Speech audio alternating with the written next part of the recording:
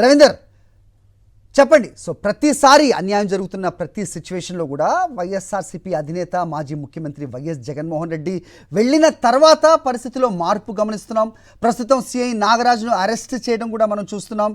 దీన్ని ఒక రాజకీయ రంగు పులుపుతున్నారంటూ అధికార పక్షం మాట్లాడిన తర్వాత ఖచ్చితంగా వైఎస్ జగన్మోహన్ రెడ్డి గ్రౌండ్లోకి వెళ్ళిన తర్వాతే దీని సాయికృష్ణ ఆచూకీ గురించి మాట్లాడడం కానీ, ఆ సాయికృష్ణ తల్లి ఆవేదన ప్రజలకి తెలియడం కానీ, పోలీసులు ప్రస్తుతం అతని మీద కేసు బనాయించడం ఫైల్ చేయడం కానీ, ప్రస్తుతం సిఐ నాగరాజు అరెస్ట్ కానీ, వీటన్నిటి కూడా చూడాల్సిన అవసరం ఉన్న నేపథ్యంలో ఎలా చూడాలి మొత్తం కూడా ఎపిసోడ్?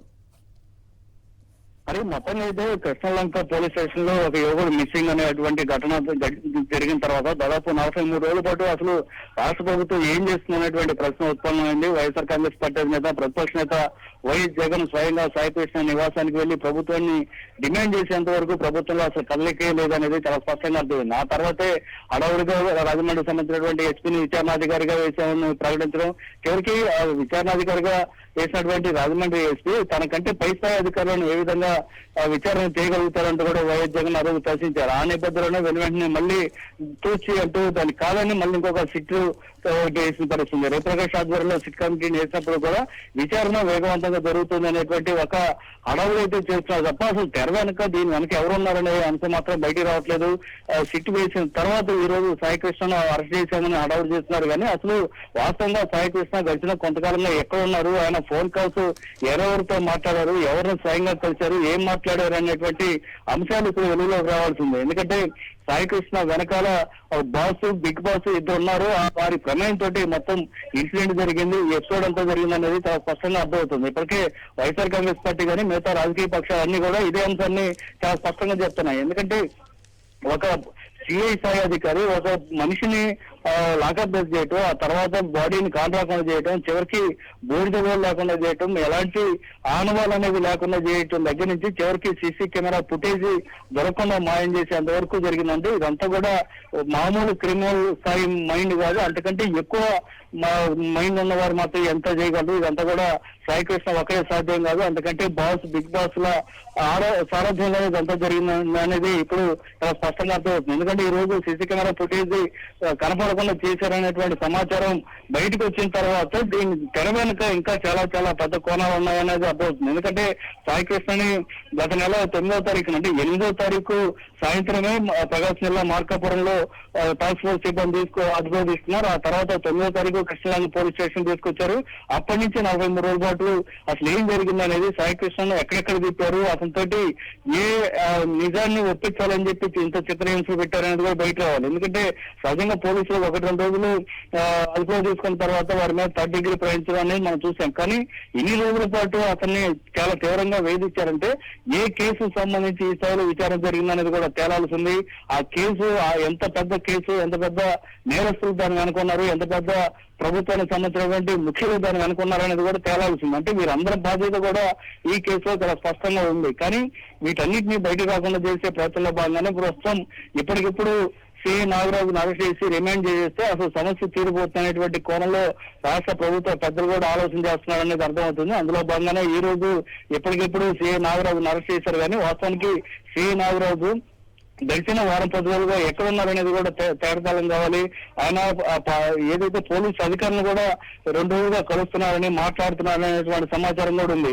మీడియా దగ్గర చాలా మంది పోలీసు ఉద్యోగస్తులు కూడా తమ పేరు చెప్పకుండానే చెప్తున్నారు, పలానా రోజు పలానా ఆయన్ని పలానా అధికారం కలిశారనే మాట చెప్తున్నప్పుడు కూడా అసలు ఆ కోణంలో ఈ సిటీ బృందం విచారణ చేస్తుందా లేదా అనేది కూడా మనం చూడాల్సింది. ఇప్పుడు సీసీ కెమెరా ఫుటేజ్ మాయం చేశారంటే అది ఒక సిఐ నాగరాజు మాత్రమే కాదు, ఇంకా కృష్ణలంక పోలీస్ స్టేషన్ లో చాలా మంది పోలీసు స్టాఫ్ ప్రమేయం కూడా ఉందనేది అర్థమవుతుంది.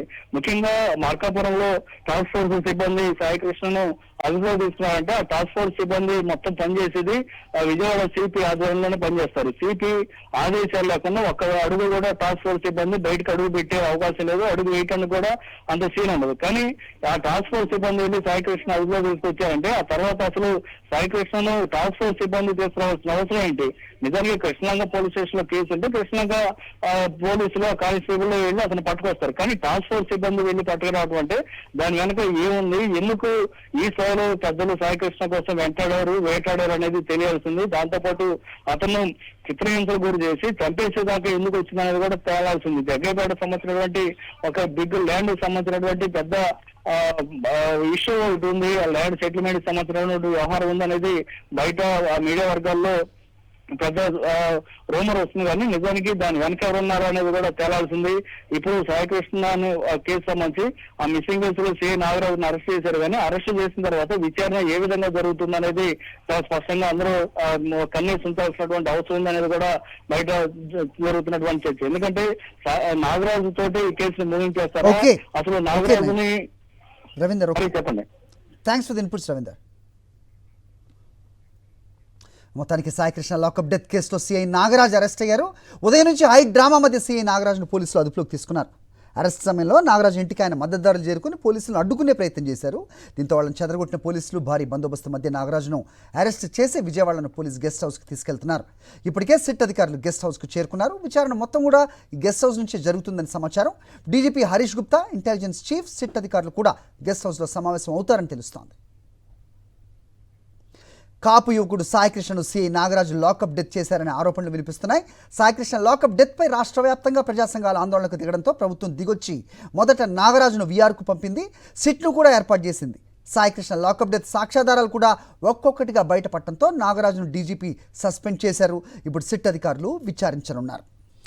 విజయవాడలో సంచలనం రేపిన సాయికృష్ణ కేసులో కీలకంగా భావిస్తున్న కృష్ణలంక పోలీస్ స్టేషన్కు చెందిన సీసీ ఫుటేజ్ మాయమైనట్టు సిట్ గుర్తించింది. స్టేషన్లో మే 1 నుంచి జూన్ 1 వరకు సీసీ ఫుటేజ్ను మాయం చేశారు. దర్యాప్తులో భాగంగా సీసీ ఫుటేజ్ను పరిశీలించిన సిట్ సిఐ నాగరాజు సీసీ ఫుటేజ్ను తొలగించినట్టు గుర్తించారు.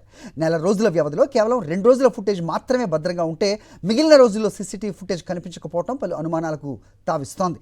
ఇటీవల కోర్టు నెల రోజుల సీసీ ఫుటేజ్ను భద్రపరచాలని ఆదేశించగా అంతకంటే ముందే సీసీ ఫుటేజ్ మాయం చేశారు. సాయికృష్ణ కేసుకు సంబంధించి కీలక ఆధారాలు కూడా చేయాలనే ఉద్దేశంతోనే ఈ ఫుటేజ్ మాయం చేసినట్టుగా అనుమానాలు వ్యక్తం అవుతున్నాయి.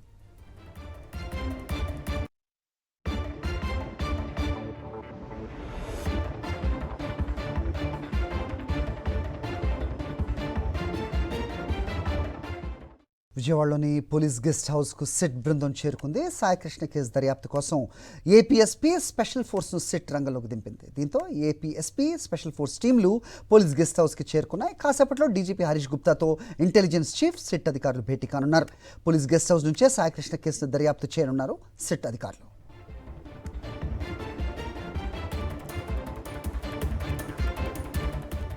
ఈ అంశానికి సంబంధించి డీటెయిల్స్ మా ఇన్పుట్ ఎడిటర్ సతీష్ అడిగి తెలుసుకుందాం. సతీష్ చెప్పండి, సో పోలీస్ గెస్ట్ హౌస్కు సిట్ బృందం చేరుకున్నట్టుగా అప్డేట్ అందుతోంది. అలాగే దర్యాప్తు కోసం ఏపీఎస్పీ అలాగే స్పెషల్ ఫోర్స్ను సిట్ రంగంలోకి దింపినట్టుగా కూడా అప్డేట్ అందుతోంది. డీజీపీ కూడా అక్కడికి వస్తారని కూడా వార్తలు అందుతున్నాయి. ఏంటి మీ దగ్గర ఇన్పుట్స్?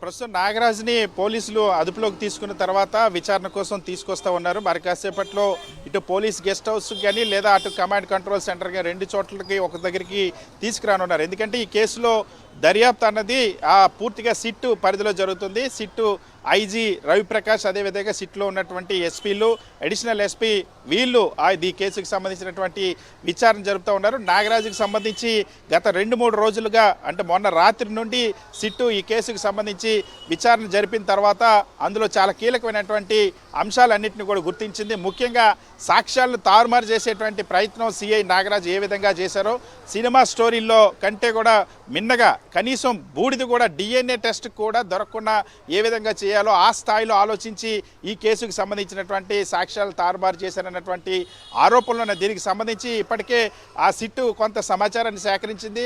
ముఖ్యంగా కృష్ణలంక పోలీస్ స్టేషన్ సంబంధించినటువంటి సీసీ ఫుటేజ్ మొత్తం కూడా మే 1 నుండి జూన్ 1 వరకు సీసీ ఫుటేజ్ను భద్రపరచాలని కోర్టు ఆదేశించింది. కానీ అంతకు ముందే ఆ CI Nagaraju Krishnalanka police station సంబంధించినటువంటి సీసీ ఫుటేజ్ మొత్తాన్ని కూడా ఏదైతే ఈ ఫుటేజ్ మొత్తాన్ని కూడా మాయం చేశారన్న విషయం స్పష్టంగా అర్థమైపోయింది. సిట్ ఈ విషయాన్ని గుర్తించింది. దీన్ని ఇప్పుడు రికవరీ చేయడానికి ప్రయత్నిస్తుంది. అయితే కేసుకు సంబంధించి సాయికృష్ణ ఎందుకు తీసుకొచ్చారు అన్న అంశానికి సంబంధించి మాత్రం ఇప్పటి వరకు కూడా సమాధానం చెప్పట్లేదు. సిఐ నాగరాజు పైన ఇప్పుడు ప్రస్తుతం విచారణ జరుగుతుంది. విచారణ జరగడానికి ముందు నుండి కూడా సిఐ నాగరాజు ఈ కేసులో నోరు విప్పలేదు.